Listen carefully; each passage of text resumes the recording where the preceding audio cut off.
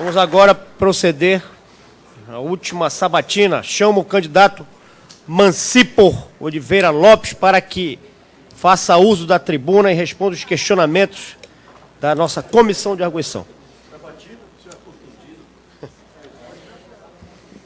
Presidente, eu não vou pedir intervalo, não. Pode continuar. Conselheira Janaína.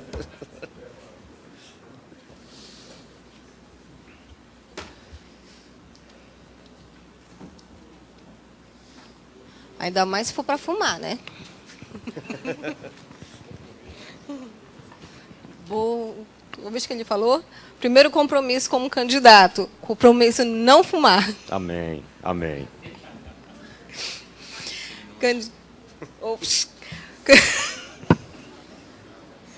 Desculpe. Candidato, qual a opinião do candidato acerca da conduta de determinados magistrados que insistem em delimitar horários para atendimento de advogados?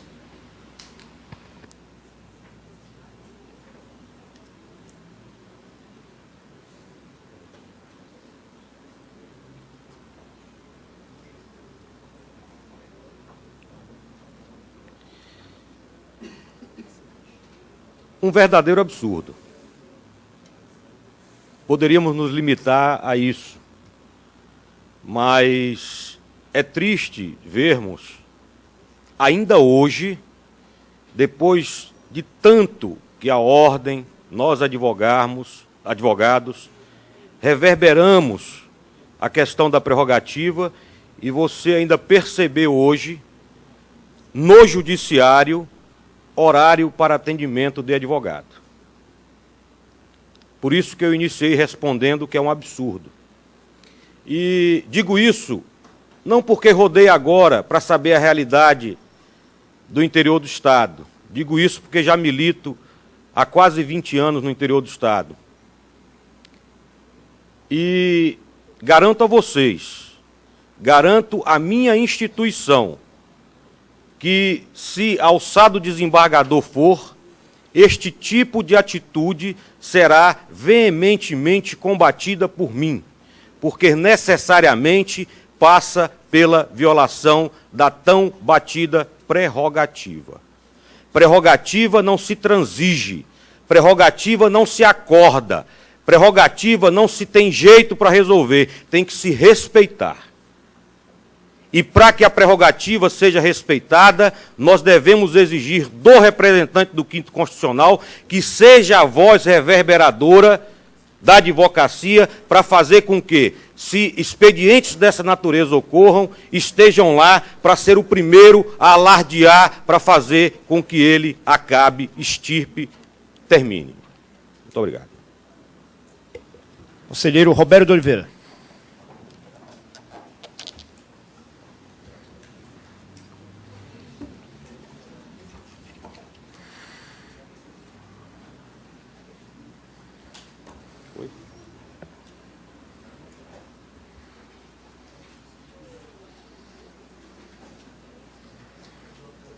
Vamos lá.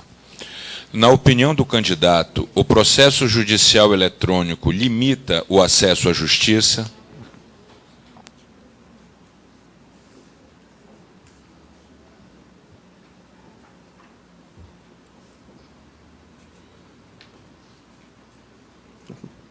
Mas não tenham dúvidas. Não tenho dúvidas. Eu ouvi muito, essa pergunta já foi repetida algumas vezes, não é? E eu acho que de todos os candidatos, ou aqueles que tiveram a oportunidade de responder, que já falaram bastante, tem um ponto específico que eu acho que nós deveríamos levantar. A evolução tecnológica existe? Existe. A celeridade processual necessariamente passa pela informatização e pela virtualização do processo? Sim. Agora, infelizmente, quem está do outro lado, que é o advogado e o judicionado, não tem o apoiamento técnico necessário para que o PJE realmente funcione como deveria.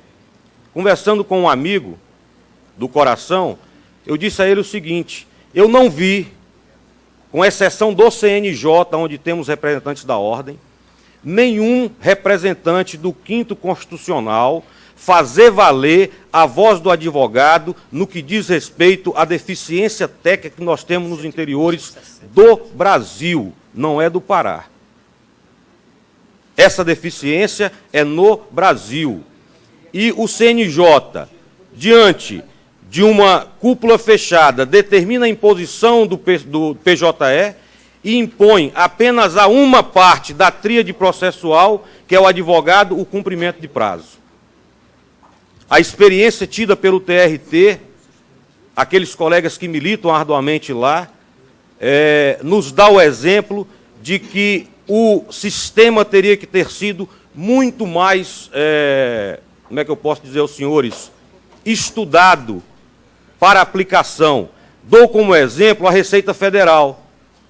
Não é? Os mais antigos aqui sabem que era um livreto, não, você não, doutor Prado, era um livreto e a declaração de imposto de renda era feita manual. A Receita impôs o disquete, mas manteve o manual. Quando o disquete efetivamente aprimorado funcionou, passou-se para o CD. Quando o CD efetivamente foi aprimorado, extinguiu-se o disquete e veio a transmissão via internet, que é o nosso PJE.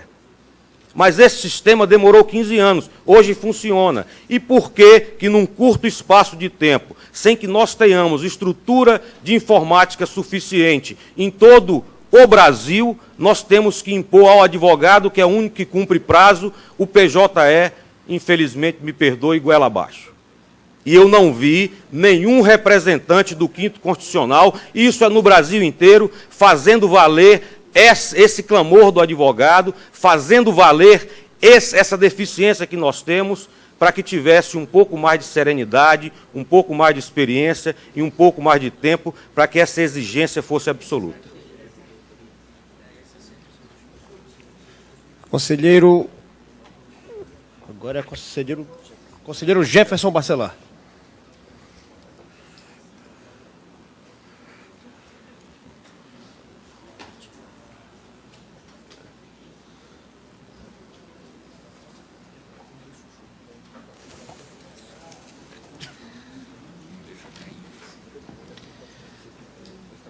Candidato, como o senhor se posiciona quanto ao macro desafio do judiciário estabelecido pelo CNJ, quanto à gestão das demandas repetitivas e dos grandes litigantes em um contexto de excessiva judicialização do direito?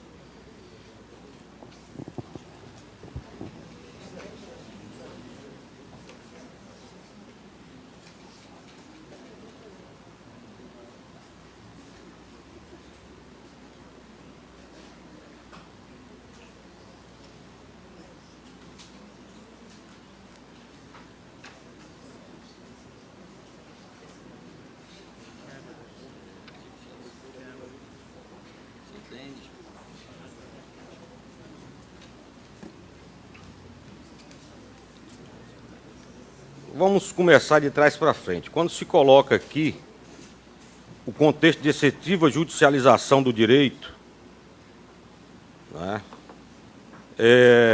necessariamente passa pela própria evolução social. A sociedade, quanto mais esclarecida, quanto mais instruída, mais busca a tutela jurisdicional, isso é fato. Agora, culpar ou tentar impor à sociedade a responsabilidade pela excessiva judicialização é uma imposição desleal, porque quem hoje mais judicializa, quem mais emperra é o próprio poder público através do Estado.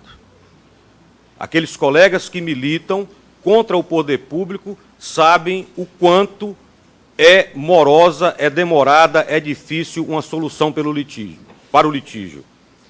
E essa imposição do CNJ, ela é necessária, é interessante, desde que utilizada com prudência. Nós não podemos, como eu ouvi falar aqui da súmula vinculante, das súmulas, enfim, amarrar, prender o juiz naquela direção, porque cada processo é um processo. Cada processo tem sua história, cada processo tem seu elemento de prova. O que deve servir de balizamento, a questão das súmulas, seja ela vinculante ou não, mas que seja analisada e aplicada com prudência, para o caso concreto, para o processo específico. É assim que penso. Conselheiro Denis Serruia.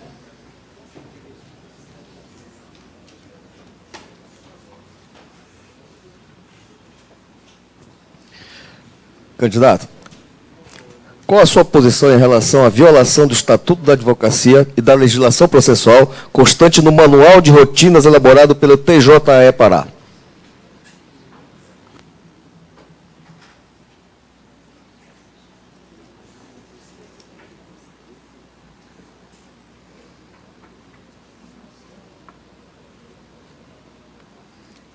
É a última pergunta e eu vou iniciar com uma primeira. Mais um absurdo. E eu garanto aos colegas que estão aqui hoje e aqueles também que estão nos assistindo que este candidato aqui será um defensor intransigente dos reclamos da advocacia.